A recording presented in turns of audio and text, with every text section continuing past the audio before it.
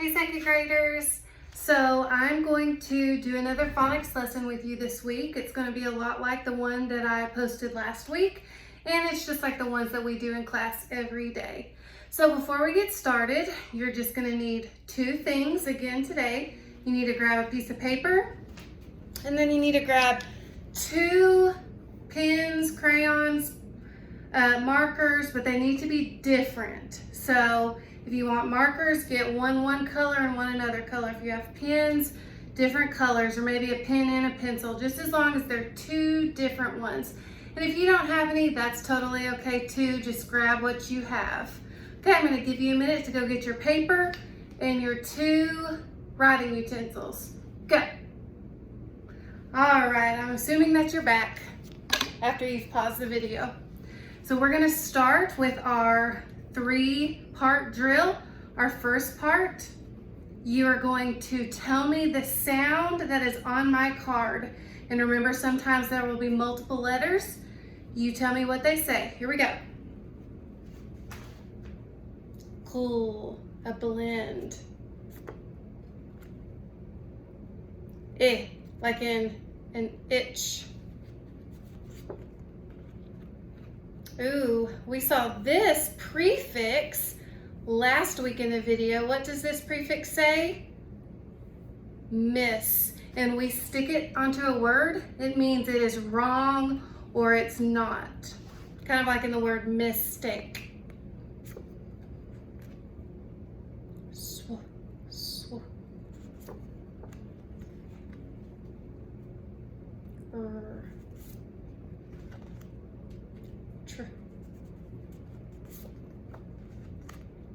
Here's another one of those ones we talked about last week. This says un, and when we stick it to the beginning of a word, it changes the meaning to mean not or the opposite of. We would see this pattern behind a short vowel sound, kind of like in the word cuff.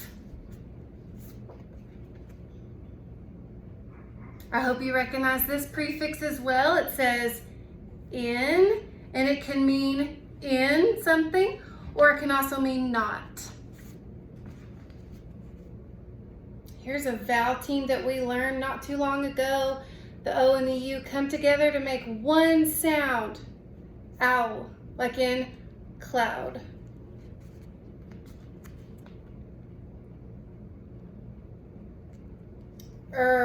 Like in monster. This is what we call a R-controlled vowel. That R is making that E say a different sound. Very good. Okay, part 2, you know the drill.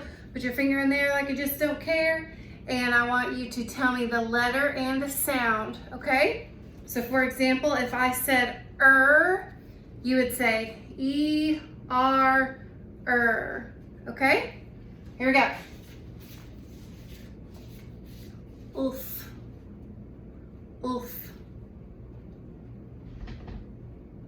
I said a blend that we would have at the end of a word. Oof, L-F, oof. Kind of like in the word shelf or elf. Y, Y, like in yarn. Ink, ink. A-N-K, ink. Like in the word sank. How about miss? One of those prefixes we reviewed last week. Miss. M-I-S, miss. Whisper to me, if I put miss in front of a root word, what is it going to mean? It means wrong or not, like in the word misunderstood, means I did not understand. Very good. Okay, here's our last part. We're going to put all 3 sounds together to make a new word. This could be a nonsense word, but let's pretend that we're reading a book and we come across a word we don't know. Let's use this good strategy to figure it out. Okay, we're gonna start where I'm gonna point to each sound and then we'll put it together. Are you ready? B, O, X, books. This is super important that OA vowel team comes together and it says a new sound, O.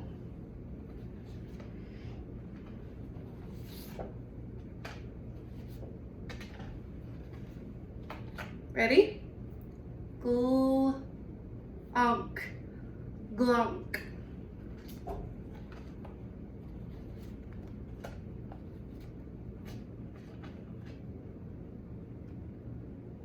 D or Z, doors.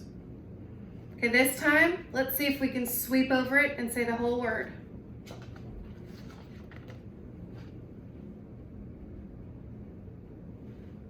What did you say? Ch, a, g, chig. There's a vowel team, AI comes together to say A, kind of lick in, brain. How about this one? D, a, g, dwag. Notice that this was different. Yes, it had an A, but it's not a long A like in AI. It says the short sound. There's nothing there making it say its name. Okay, let's do one more. Ooh, let's do this one. What's the word? Snug. That was the first real word I heard. Okay, so let's review what you guys learned last week in my video. You actually just reviewed it. It was something you already knew, but it's never a bad idea to go back over things that we've learned to keep them fresh in our memory. Okay, so last week we talked about how words, just like humans, just like plants, can grow and they can become bigger and they can change its meaning. So I used the illustration, the drawing of a carrot last week. And we talked about how the main part of the carrot, the part that we eat, we would say that it's the main part, it's the root. Just like in a word, the main part is called the root. It can stand by itself. We don't need the leaf to eat the carrot, do we? No, it can stand by itself. And we talked about how we can make that carrot grow into a new word by adding what we call a prefix. And we say that that's kind of like the leaf. And when the leaf is at the beginning of the carrot, when the prefix is at the beginning of the root, it makes a new word. So my root word that I'm going to put up there is the word kind, which I hope that you're being very kind at home to your mom and dad, brothers and sisters, grandma, grandpa, aunt, uncle. So my root word, the word that can stand by itself, is the word kind. It's a word that I can use without anything else. But I want to change the meaning of that root word kind. So I'm going to add a prefix. Now, one of the prefixes that we learned last week was un, and we even heard it in our phonics drill. What does un mean? Whisper to me. Un means not, or the opposite. So I'm going to stick un in front of kind. Read my word to me. Unkind. So un plus kind equals unkind. And we can figure out that that word means not kind, or the opposite of kind. Very cool. Prefixes add so much to our vocabulary. We can just stick one on a word and it helps make a whole new word. That's awesome. And then when we're reading and we come across a prefix, it can help us understand better. So this week, we're going to review another way to make a word grow and to change its meaning. So yes, we can stick a prefix on the front, but we can also stick something on the end of our root. So here is my second carrot. And as you can see, it has the main part, the root, but instead the leaf is on the end. So we wouldn't call that a prefix because it's not at the beginning. We call that a suffix. I've written that right there. So our root is our main word. Our suffix is the thing that we're going to add to the end of it to change its meaning. So I'm actually going to keep my same root. I'm going to keep kind. I'll put it on top so you can see. And I'm going to add a suffix to the end of kind to change its meaning. So one of the suffixes that we've actually learned in class is the suffix ness. Ness. Now, if you don't remember what this suffix means, it means the state of. So when I attach this to the word, it's going to mean the state of whatever root word I put there. So I'm going to add this to my suffix spot. Remember, I'm adding the suffix to the end of the root word.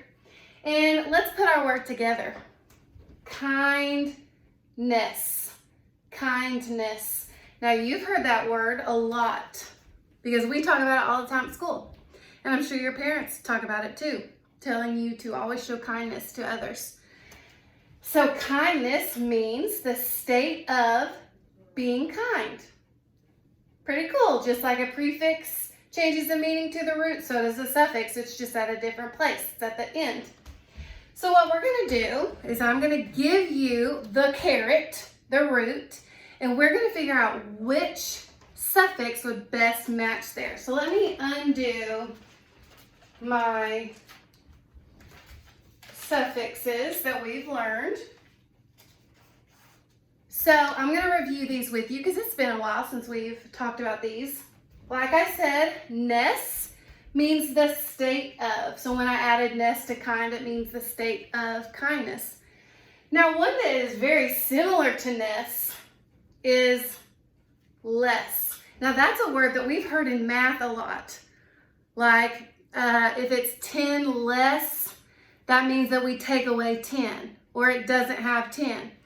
Same thing when we're talking about reading. Less means that it is without, doesn't have it. Okay, and then we also have N, E-N. And N means that it's made of that. Okay, and then our last one that we're going to talk about today is full. And when we stick that to the end of a word, it means that it is full of whatever our root word is. Thumbs up if you remember talking about these 4 pieces that we stick to the end of a word to make a new meaning. I hope that you gave me a thumbs up. I know it's been a while, that's why we're reviewing it. It's super important because if these prefixes can help us better understand what we're reading, so can these suffixes. Okay, so I'm going to put a new root word up here. I'm going to put the word thank. Now this is a root word because it can stand by itself. It's the main part. So I'm going to put it on my root. And I want you to help me decide which suffixes I could put next to thank and it still be a real word. So let's see. Thankless. Thankless. Thumbs up. Thankless.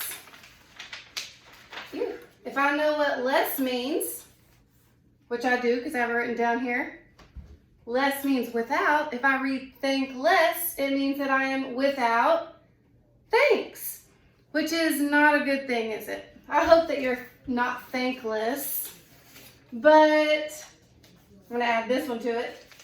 I hope that you're thankful. Whisper to me what thankful means. It means full of thanks. Just like we understood a prefix, we read the prefix first and then the root to figure out its meaning. We do the same thing for a suffix. So when I'm looking at a prefix in front of a root, so if I said unkind, to figure it out, I would say, well, un means not, so not kind. We do the same thing down here. I'll look at the suffix. It says full, so I kind of read it backwards. Full of thanks, thankful. Okay, so we've learned that less and full would make sense. What about this one? Thankness, thankness, the state of thank. Doesn't quite make sense, does it? So ness wouldn't really go with that word. How about in? Think in, think in. Is that a word that you've heard before? Give me a thumbs up if you have, thumbs down if you haven't. I've never heard think in. But it would mean made of think. So I don't think that that's a word. So I don't think something can be made of think. Okay, how about this root word?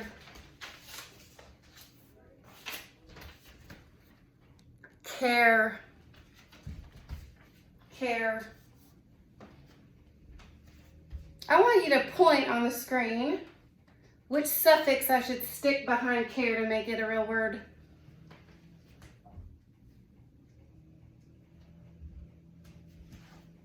I see two that would work.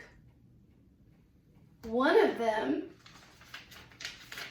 is care, full.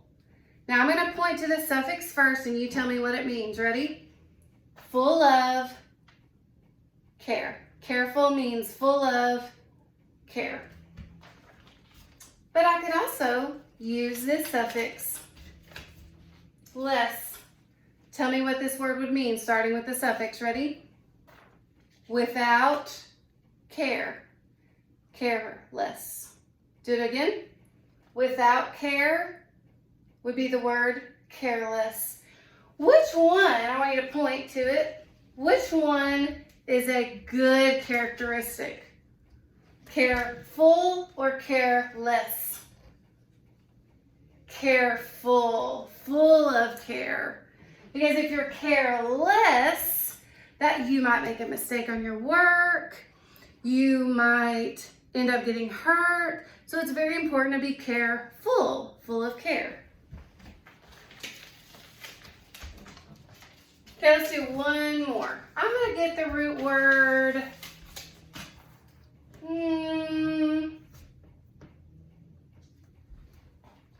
silk. Silk. Now silk is like a type of material. You may have like a silk shirt. And we've also learned, like when we read Charlotte's Web, that the spiders spin silk. Okay, so what suffix down here could I put next to silk? And I've given you a big hint. I said that it's like a type of material. Point to which suffix we should put up there. I hope that you pointed to the suffix that means made of. Because if I want to describe what something is made of, I might say the word silken. Show me what that means, starting with the suffix. Ready? N means made of silk. Silken. One more time. Made of silk. Silken. Very good job. Okay, this time I am going to give you some sentences. Move my camera so you can see it a little better. I'm going to give you some sentences, and this is where those two markers or two crayons or two colored pencils come into play, because you are going to need two colors. You're going to need one for the root, and I did orange since my carrot is orange, and I did green for the suffix because my leaf is green. Yours do not have to be orange and green. I just did that because it's easier for me to see it, okay? Just as long as you have two different colors. One of your colors is going to be the root word, the main word that can be by itself. The other color is going to be your suffix, that part of that piece that you're going to stick at the end of the word to make it a new meaning. Okay, so grab your two colors and let's fill in the blanks here. All right, I've done the first one for you just to show you what I mean. So on your piece of paper, this is where you're going to write just that word, okay? If it is made of gold, it is golden. I know that when something is made of something, we use the suffix "n." So in one color, I put gold because it is the root word, the main word that could be by itself. And my suffix that I put at the end, I put in green in one color, golden. So if I was trying to spell this word, it's going to help me know that there's kind of two different parts to this word.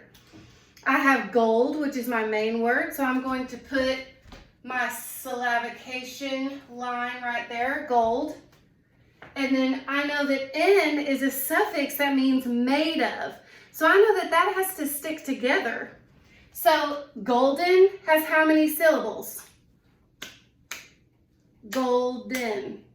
So gold is my first syllable, "n" is my second syllable. This is going to help us be able to read it. It's also going to help us to write it and spell it. Awesome. Okay, let's look at the second one.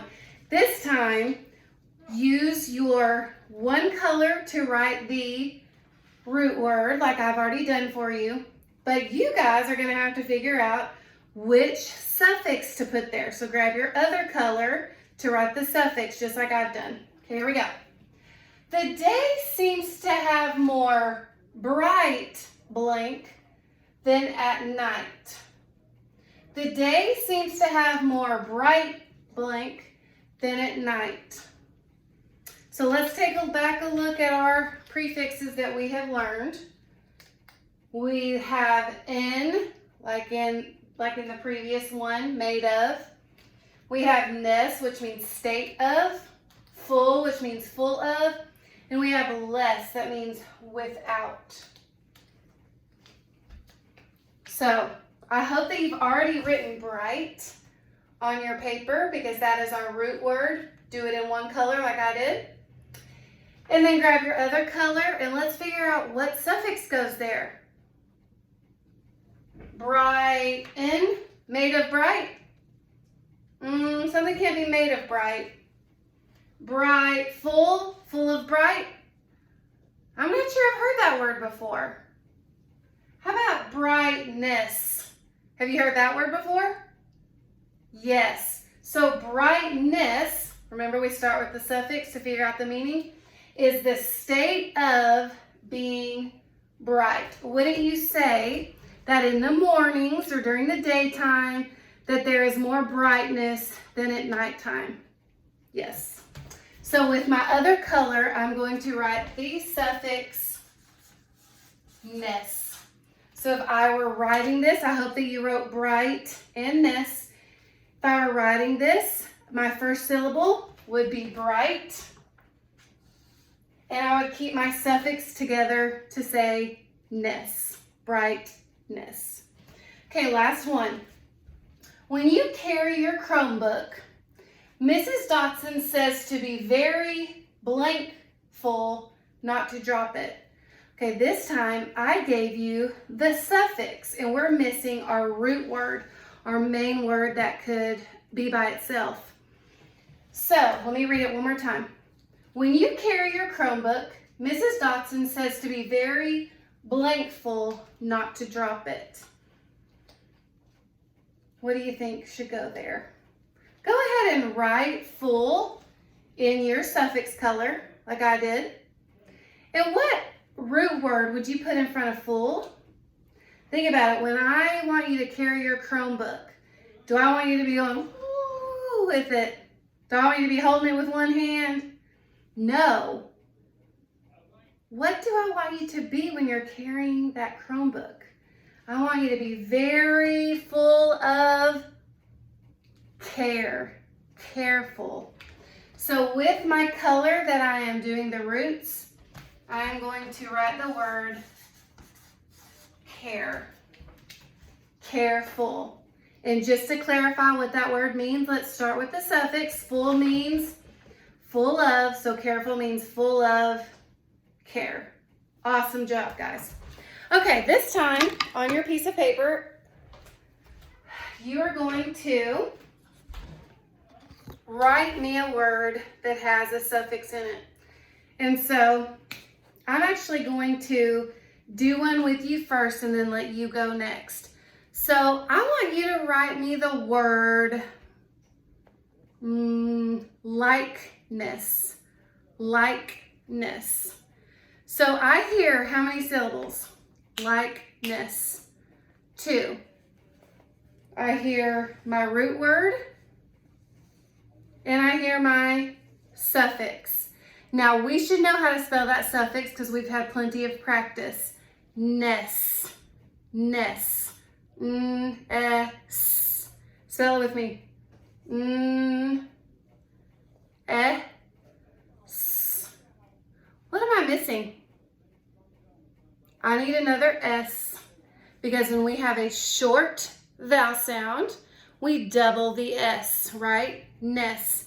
And I know that ness means the state of, and the word that Miss Dotson wanted you to write was likeness. So over here, I've just got to figure out my root word. So let's sound out the word like. And I'm going to put little blanks so that we know how many letters we need or how many sounds we need. L, I, k. L, I, k, like. So I have 3 blanks, which means I have 3 sounds. So what would go in that first blank? L, an L. What would go in that second blank? L, I. Ooh, it's a long I. Don't forget, we've got to add something to that I somewhere in the word to make it say its name. And then what's that final sound in the syllable? L, I, k. What would go there? K. Now, does this say like? No, this says lick. Lick. Because if this I is by itself, it's going to say the short sound. So how do I make that I say its name? I need a magic E. Likeness. Likeness. Okay, keep your suffix the same and just erase this first word. Okay, write me the word kindness. Kindness. Already broke it into 2 syllables. Ness, we already know. It means the state of. I just need the root word kind. Will you write kind in front of ness? Let's break it up into sounds. Kind. Kind. What'd you put in the first blank? I. Now wait a second. Just a minute ago I said I couldn't have an I by itself.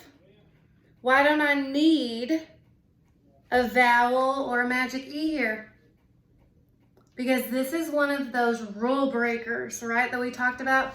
The IND is a spelling pattern that we know that goes together. And this pattern, we don't have to add a magic E and we don't have to add an extra vowel in there. IND says I, like in kindness. Awesome job. Okay, boys and girls, you have been awesome audience, awesome listeners. What your assignment is, your independent work will be on Google Classroom. It's going to be titled Writing with Suffixes, and it's going to give you lots of practice on matching the root word to a suffix to make a real word, to make that root word grow. And then you're also going to be figuring out what words mean based off of looking at the suffix. And then you're also going to get to write me something using those suffixes that you know. I know you're going to do a great job. I can't wait to read what you write. I hope you have an awesome rest of the week, guys. See you later.